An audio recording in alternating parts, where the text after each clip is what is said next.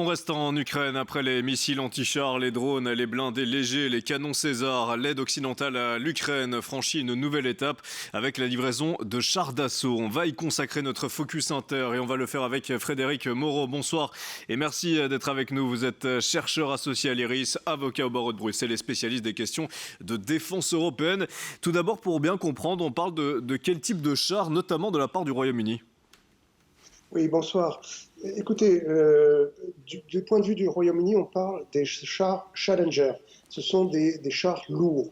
Bon, tous les chars lourds, qu'il s'agisse des Challenger britanniques, des Abrams américains, des Léopards, les fameux Léopards allemands ou des Leclerc français, présentent 4 ou 5 caractéristiques majeures.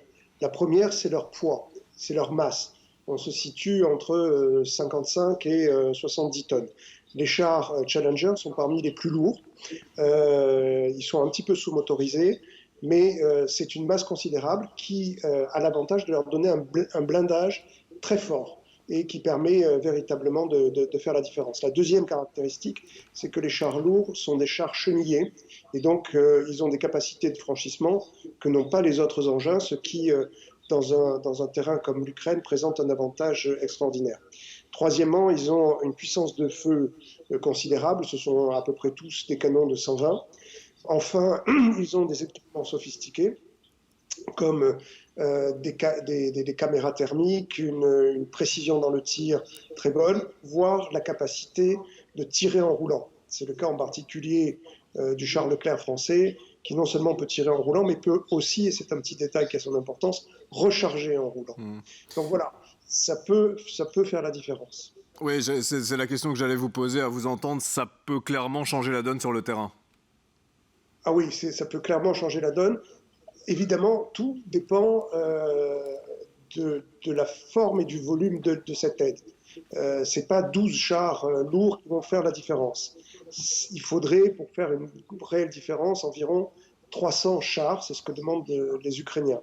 Alors les Britanniques n'ont pas 300 chars, les Français non plus, mais il y a 2000 chars Léopard en Europe, et il y a un nombre considérable de chars Abrams aux États-Unis, dont la plupart, du reste, dorment dans des hangars. Donc oui, ça peut faire la différence, mais encore faut-il les envoyer en quantité suffisante, et puis aussi, encore faut-il que les munitions suivent, que la chaîne logistique suive, et surtout que chacun n'arrive pas avec ses chars. Parce que si on donne 3 ou 4 catégories de chars, ça va poser plus de problèmes aux Ukrainiens pour ce qui est de l'apprentissage, de la formation, de l'entretien, que ça ne va leur apporter de solutions. Oui, que l'Union européenne arrive à s'exprimer d'une seule voix dans cet envoi de chars. Les Occidentaux, justement, ont jusqu'à présent été réticents à envoyer des chars lourds par crainte d'une escalade avec la Russie. Pourquoi ce revirement? Et est-ce qu'on peut parler d'un revirement ou c'est simplement une évolution logique? Je parlerai plutôt d'une évolution logique. Vous savez, il est en train de se passer la même chose qui s'est passé pendant la Première Guerre mondiale et pendant la Seconde Guerre mondiale. Il ne faut pas oublier que nos amis américains, pendant la Première Guerre mondiale, il leur a fallu 3 ans pour venir. Ce n'est pas un reproche, c'est juste pour dire qu'il arrive un moment où les opinions publiques dans nos pays ne peuvent plus supporter ce qu'ils voient sur les écrans de télévision. Or là, on atteint quand même des sommets de barbarie. Je veux dire, c'est une guerre d'agression menée par des criminels et des généraux qui tapent dans les populations civiles, qui bombardent délibérément les infrastructures civiles. Voilà, c'est simplement insupportable.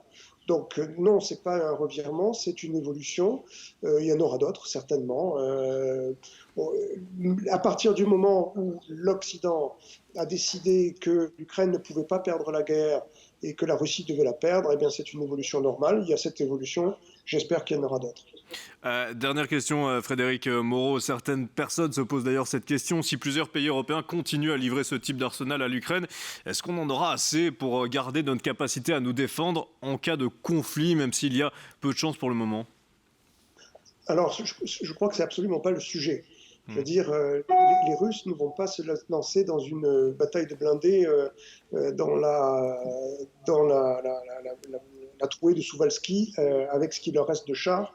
Je crois qu'ils ont suffisamment de difficultés à absorber 15% du territoire ukrainien. Je ne vois pas les chars russes, pour ce qu'il en reste, à supposer qu'ils aient les hommes et les équipements et les munitions qui vont avec, débouler en Pologne ou ailleurs. Ce n'est pas le sujet. Et d'autant plus que, contrairement à l'Ukraine, les forces occidentales, enfin la France en particulier, sont des puissances nucléaires. Et donc tout de suite, je pense qu'il y aurait un avertissement nucléaire si jamais les chars russes s'aventuraient sur le territoire des alliés de l'OTAN. Non, le sujet est autre. Le sujet, c'est de garder une capacité, c'est-à-dire de garder une capacité d'entraînement. Par exemple, la France n'a que 200 chars Leclerc. Si la France donne 50 chars Leclerc à l'Ukraine, eh bien, c'est un régiment qui disparaît. Et donc, voilà, il faut fermer un régiment. Où vont s'entraîner les tankistes pendant qu'il n'y aura plus de chars? Comment on va expliquer aux populations locales qu'on ferme un régiment? C'est ça la difficulté. D'où la nécessité vraiment de se coordonner et de donner des chars qui sont inutilisés. Et on sait parfaitement qu'il y a des centaines de chars Léopard qui dorment dans des hangars. Il y a des centaines de chars américains qui dorment dans des hangars. Ce qui n'est pas le cas des Français, ce qui n'est pas le cas des Britanniques. Les Britanniques font un effort considérable en envoyant 12 chars, c'est un peloton. C'est bien, j'aurais aimé que mon pays en fasse autant. Ça viendra peut-être, j'espère. Et on surveillera, je le répète, si cette seule voie européenne arrive. Merci Frédéric Moreau pour cette analyse et d'avoir répondu à nos questions. Je rappelle que vous êtes chercheur associé à l'IRIS, avocat au barreau de Bruxelles et spécialiste des questions de défense européenne. À bientôt dans Premier sur l'Info.